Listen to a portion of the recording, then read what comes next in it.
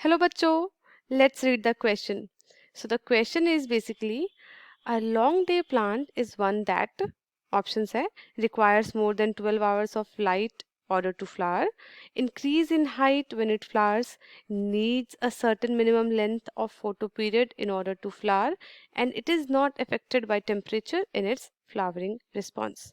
So इस question का हमारा key concept basically होगा photo periodism. Now photoperiodism से हम इसे क्या समझते हैं? So will start with that. Key concept हमारा है photo पेरियोडिज्म.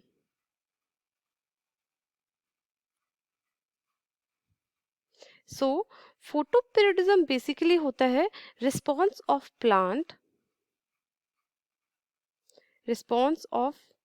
Plant to light. Yes. Now photoperiodism के बेसिस पे दो तरीके के प्लांट हो सकते हैं. पहला प्लांट जिसे हम कहते हैं शॉर्ट डे प्लांट एंड दूसरा प्लांट जिसे हम कहते हैं लॉन्ग डे प्लांट. फाइन. अगर हम नाम के बेसिस पे भी जाएं तो शॉर्ट डे प्लांट क्या होगा?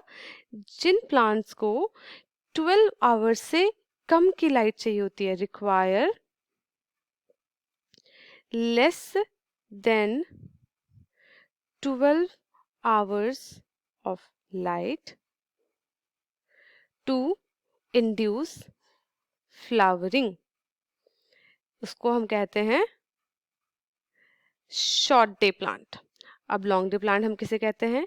जिन्हें ज़रूरत होती है, जो require more than 12 hours of light to induce flowering. So flowering के लिए जिसे 12 घंटे से ज़्यादा की लाइट की ज़रूरत होती है जिन पौधों को, उन्हें हम कहते हैं लॉन्ग डे प्लांट्स. सो हमारे ऑप्शंस हैं. ए ऑप्शन है require more than 12 hours of light in order to flower. So that is our correct option here. So basically answer correct is A. Now increase in height when it flowers, that is not we are talking about here. B is wrong. C needs a certain minimum length of photoperiod in order to flower, that is also wrong. It is not affected by temperature in its flowering response, that is also wrong. So the correct option here is A. Hope you understood it well.